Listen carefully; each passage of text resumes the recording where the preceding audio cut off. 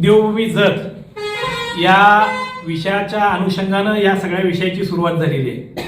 या आमदारांचा एक हट्ट आहे की देवभूमी जत ह्या जत तालुक्याचं नाव व्हावं आणि ह्याच अनुषंगानं सर्व पक्षीय मिळून आम्ही सर्व पक्षांचे प्रमुख नेते वेगवेगळ्या संघटनांचे पदाधिकारी मिळून आम्ही त्यांच्या विरोधात एक आंदोलन आम्ही परवा छेडलं होतं.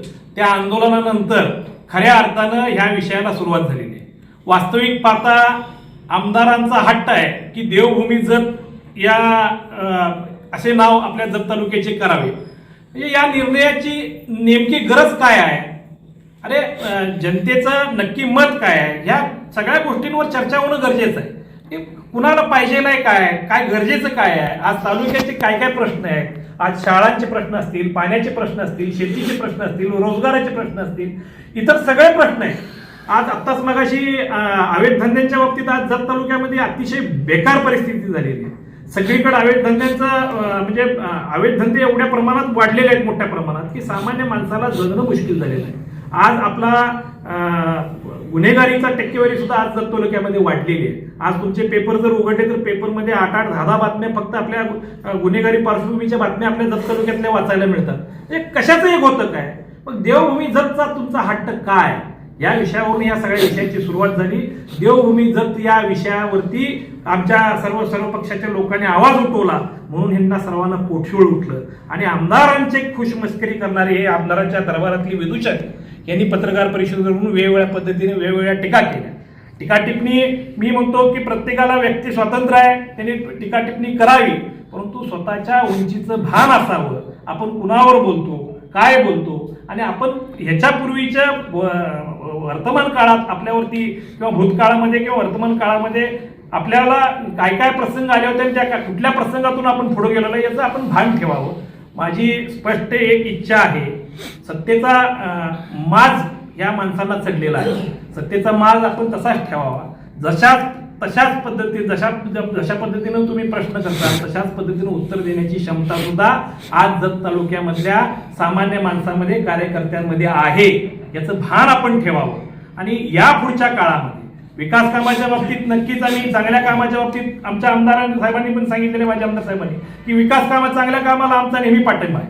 आज जे जत शहरामध्ये नगरपालिकेच्या प्रशासकीय इमारतीचं उद्घाटन आहे त्या पत्रिकेवर सुद्धा देवभूमी जत म्हणजे जत नगर परिषद तुम्ही एक उपाधी लावलेली आहे. अशा आविर्भावात आहे की आम्ही कुठल्याही जनतेचा मुलायजा न ठेवता आमच्या मर्जीनं आम्ही जे करेल तो कारभार आम्ही करत आहोत, अशा पद्धतीचा कारभार आपला चालू आहे. आज व्यापक स्वरूपामध्ये जत शहराच्या वैभवामध्ये भर पडणारी नगरपालिकेची इमारत आहे. सत्ताधारी नगरसेवकांनी विरोधी नगरसेवकांना सुद्धा विश्वासात घेऊन लोकसहभागातून अतिशय मोठ्या पद्धतीनं कार्यक्रम घेणं गरजेचं होतं. पूर्वी नगरपालिकेनंच तिथं त्या जागेचा प्रस्ताव मागच्या वेळेस विक्रमदादांच्या नेतृत्वाखाली त्या जागेचा प्रस्ताव आपली शासन स्तरावरती मांडला होता. त्यावेळेस तो प्रस्ताव अंतिम टप्प्यामध्ये आला होता. त्यामुळे ती जागा मिळालेली आहे. छत्रपती शिवाजी महाराज उद्यान म्हणून त्या जागेला आपण नाव दिलं होतं. तशा पद्धतीचा बोर्ड तिथं लावला होता.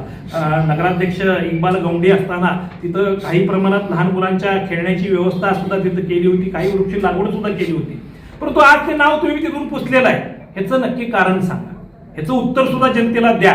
कारण तिथं काहीतरी आमची श्रद्धा आहे, भावना आहे आणि नेहमीच या आमदार साहेबांचं जनतेच्या, मी मागेही बोललो होतो की जनतेच्या इथल्या देवभूमी म्हणून तुम्ही ज्या श्रद्धेशी खेळ चाललेला आहे, इथल्या देवदेवतांची नावं घेऊन तुम्ही श्रद्धेशी खेळून तुमचं राजकारण चाललेलं आहे, हे सर्वप्रथम तुम्ही थांबवावं. आम्हाला एक विकासाचं धोरण घेऊन पळणारं नवीन पद्धतीचे विकास होणारा जत बघायला आवडेल. नवीन प्रयोग इथं आलेले किंवा विकासाचे गंगा वाहिलेली आम्हाला जत आवडेल. अशा पद्धतीचं आपण काम करूया, नक्कीच आमची त्याला साथ असेल. आता नमो गार्डन म्हणजे काय, नरेंद्र मोदी गार्डन. तशाच पद्धतीने देवभूमी म्हणजे काय, हे फक्त देवाभाऊला खुश करायसाठी हे सगळं चाललेलं आहे. त्यामुळं ह्या गोष्टीत तर 100% जत तालुका याच्या विरोधात आहे. सामान्य जनता नेहमी चर्चा करताना म्हणते की देवभूमीची काय गरज आहे, अशा पद्धतीची लोकभावना आहे आणि त्या लोकभावनेचा आदर करूनच आम्ही सर्व पक्ष एकत्र येऊन त्याच्या विरोधात आवाज उठवत आहे. त्यामुळं देवभूमी आम्ही करून देणार नाही, ती कदापि शक्य नाही. यासाठी आम्हाला कायद्याच्या चाकोरीत जाऊन आम्हाला भांडावं लागलं तर नक्की आम्ही भांडू. आणि मगाशीच सांगितलं की विक्रमदादांवरती आणि जगताप साहेबांवरती बऱ्याच जणांनी काय काय वेगवेगळ्या पद्धतीची टीका केली. त्यांना सुद्धा कायदेशीर भाषेमध्ये आम्ही उत्तर देऊ, त्यांना त्यांची लायकी दाखवून देऊ, एवढंच मी या निमित्तानं सांगतो. Press the bell icon on the YouTube app and never miss another update.